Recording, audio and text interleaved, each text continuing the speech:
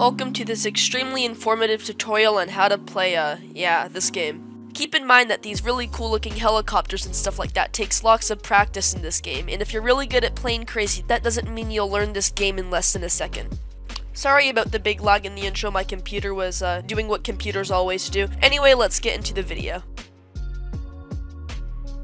For basic building tools, we will cover the plot settings menu as well as the block settings menu, which are these two buttons right here, and we will also cover the basic building system. Like Plain Crazy, Flightpoint adapts the similar block building system, but things are a little bit different. Let's say you want to place something a half block above this little base. Normally, you would use a half block upside down and another one right side up, but this can lead to some problems like not being able to place other blocks on the same grid, for example like this, or you could not place a cone however you'd want here. We can use the hammer icon down here and switch to the block, and you can change the offset of the block from your mouse. So if you want to raise this block up by half a block, you just click U 4 times. Then you can place your blocks like that. Now let's say you want to rotate a block more than just 90 degrees like shown here. Instead of using R, T, and Y, you can use Shift plus R, Shift plus T, and Shift plus Y, and that will rotate your block by 5 degrees instead of just 9. If you get caught up and lose yourself in the rotation of all of this, you just press the plus key on your computer, or press the reset rotation key right here on the block menu. Now you can rotate things more precisely to the way you want. Now let's say you want to move your plot up a few blocks because maybe you forgot to add something below your jet. Well, you can go into the build settings, go from block to plot, and you can press move up a few times. Now let's say you can go to search name here, search up motor, and you place it, and you want to configure it so it behaves differently from its default position. You can select the script tool right here, or press 3 on your keyboard, and click on the motor, and a little menu full of all of its booleans, number values, and everything like that will show up. If you want to paint something, it's pretty straightforward. Select the color, select a material, let's do foil for example, and click and drag on any of the blocks. If you want to take a color, you can, let's say, just select a random color and material. You press the color wheel icon and click on the block that you want to get its color and material from, and it will immediately load it into the color menu. If you want to set your own color using this RGB, let's say I want to make it gray, 155 in here, and then I press update, and the color will update to gray. When I say advanced shapes, you just need to click on this triangle icon right here, and you will have access to these 4 different types of triangles. The default triangle allows you to place 3 different points on your plot, and it will generate a triangle out of them. The airfoil triangle is pretty easy to learn as well. It behaves just like the default one when you place it, but when you spawn in, it will behave like a wing panel. So if I raise my build a little bit, spawn in, you'll see that this kind of drags against gravity and falls a little bit slower. I think the can't collide triangles are pretty self-explanatory. When I spawn in, they just kind of fall through the ground and cease to exist. Oh, by the way, you can resize blocks. We will start off with the motor, so we'll just place it here, and we'll go to Essentials and place a seat so we can interact with it later. Now, if we configure the motor, you'll see that there are lots of options for it, but we're going to ignore those for now, and we're going to spawn in. Now, as you see, the motor will respond to F and R. F will turn it in one direction, and R will turn it in the other. Now, if we go back, we'll configure it again. Let's go down to the very bottom, and where it says negative turn and positive turn, we're going to switch F and R to A and D, for example. Now, when we spawn in, the motor will respond to the A and D keys instead of the F and R ones, as you see here. Now, let's say we want the motor to spin to a certain degree angle and stop there. You can select it, and right above the negative and positive turn, there is max angle down and up. Right now they are set to 0, but how is that possible? When we spawned in, the motor would turn for how long it would want to, not be stuck at 0 degrees. When you spawn in, the game will detect if max angle down and up are both set to 0, and if it does, then it will completely remove that restraint. If you want to actually make the motor not move at all, then set their angles to 0.01. For now, we're going to set the angles to 24 degrees, for example. Now, we'll ignore the max angle up and down. We're going to set it back to 0. Now we're going to turn servo mode on. Servo mode will basically keep the motor spinning in one direction while you hold the key down, but when you let go of the key, the motor will spin back to its default. So let's say we have it spinning, and it will automatically lock onto 35 degrees, as you see right here. This is because of a config setting called servo debugger. When servo debugger is enabled, the game will check if the max angle down and up is set to 0. And if it is, then it will default it to 35. So if we turn servo debugger off, you'll see that the motor will not spin at all when on servo mode, because the max angle down and up is set to 0. When servo debugger is set to true, then those two zeros will default to a 35. This is just to stop players from getting confused.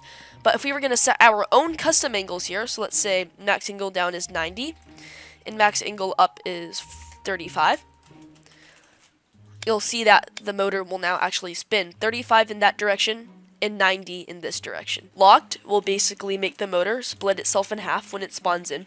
This will allow you to do similar motor lock things like in Plane Crazy, but we have a special block for that, so you don't need to use blocked on a motor.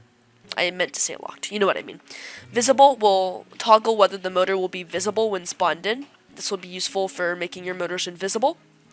Legacy mode is completely outdated. You do not have to use that at all. It will not do anything. Speed is self-explanatory. Max torque is self-explanatory. And that's basically it for the motor. The next logic block you will be looking at is the compactor. This one is really, really quick.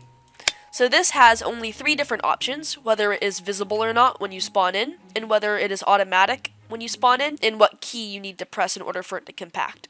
So first, we'll mess with the automatic option, and you'll see when I set it to true and I spawn in, it will immediately compact itself into half a block. Now, if I disable that, and as you see the compact key is set to R, it will only compact when I press R on my keyboard, just like that. And yeah, that's it for the compact block. Next up is really going to be a big one. So we're going to cover radar missiles. So you can find the missile in the fighting category, and we'll place it here.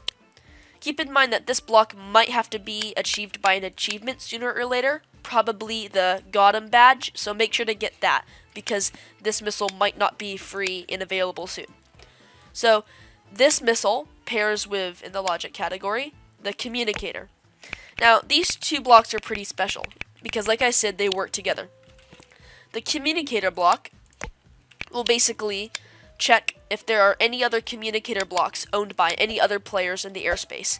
Right now, since I am the only one in the server, as you see, there's only me, and it says Maverick, which is actually the communicator's call sign. You can change the call sign in the config. The enabled configuration is pretty self-explanatory. The sound basically, when you turn that off, the communicator will not give you an alarm for when a missile is being aimed for it. So I recommend keeping sound on so you know when your jet is being hit by a missile. The frequency is basically what you're connected to. If another communicator is not on the same frequency as yours, your communicator cannot fire a missile at it. The call sign, of course, defaults to Maverick, and the view key, which is automatically set to you, is basically what key you can press to make your camera focus on the screen, as you see right here.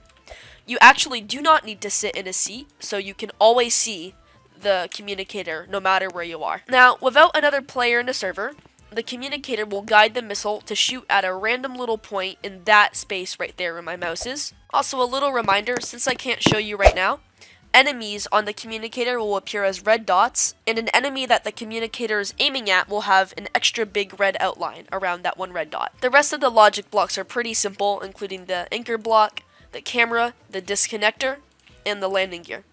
All of them have pretty easy to learn functions. For example, the landing gear with some simple toggle and speed configurations, the disconnector that will activate with a certain key, the camera that needs a key to activate it and to deactivate it, and the anchored block, which will not actually spawn anchored. You have to press it. You have to press T in order for it to anchor when you spawn in. Unlike Plane Crazy, because I know most of you guys are used to that. Now, with that information, let's build a pretty simple fighter jet. If you're really lazy, you can go into the save file, click on my builds so it goes to public, and load in my missile plane. That is available to everybody, but we will build alongside it. So first up, we'll place a block right here. Actually, this is basically the tutorial plane that I made a few weeks ago, but I can redo it. So we'll make this 8 blocks long using the resize tool, and then we'll select our motors again. We'll place 2 in the front, 2 2 to the second to back. And we'll go to the lift category, and we'll place some wing panels right here.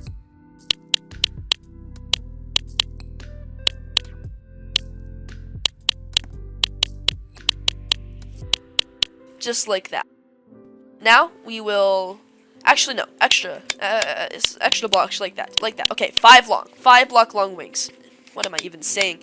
Then we'll have 3 block long wings in the front here, and we will use a delta wing right here, another one right there, and we will resize them with the resize tool so they are 2 blocks long.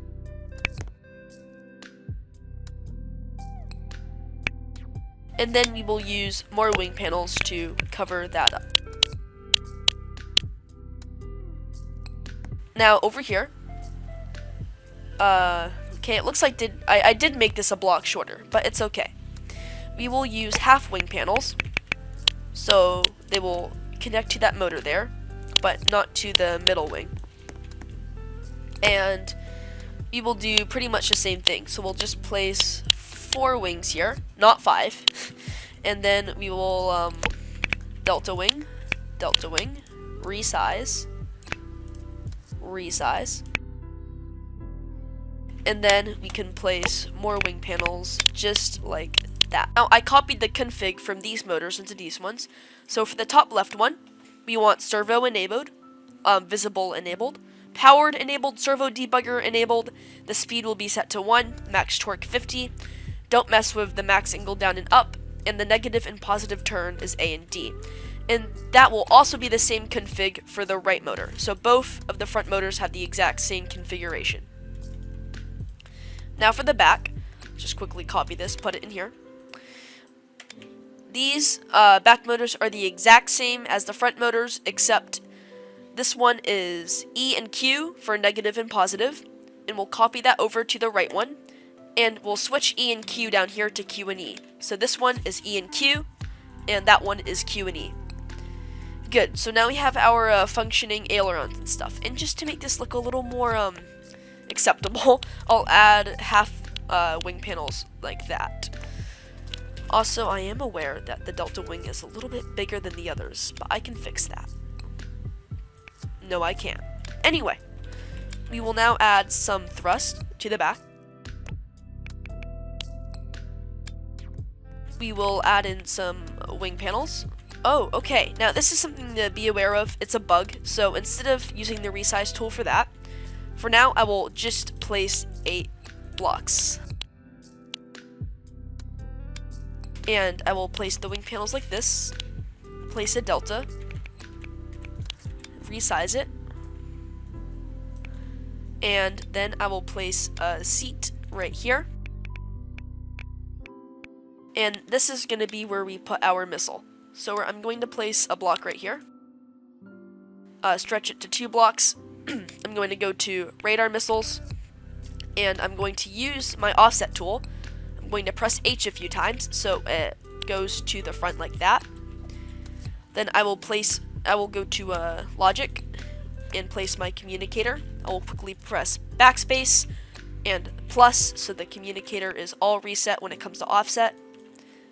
And then I will angle this down a little bit. So I will do Shift plus T. Just a few degrees. Now, I've already placed a max amount for this block, so I'll just delete the communicator over there and place it over here. It's a little cramped, so you can move this rocket forward or back a little bit if you want. But anyway, here's our jet. Let's see how it works. So this one functions pretty well. You can use this one or the other one inside of the save slots. You can press F to shoot. But of course, there's a bug right now. I will be upfront about that. This game does have bugs still. And I am still working on fixing them. But anyway, yeah, here is our beginner fighter. It is a little, takes a little bit of time to turn, so you can increase the speed if you want. Okay, so I started to talk really loud because I couldn't even hear my own voice above the rocket engines. Anyway, that is the ultimate beginner guide for Flightpoint. You can comment if I missed anything. And if you're still curious about stuff, you can look down into the comments to see those comments telling me that I missed stuff. And yeah, let's get the 500 likes for maybe part 2, and comment cheese for a shoutout next video. And speaking of shoutouts, here's the last one. Bye.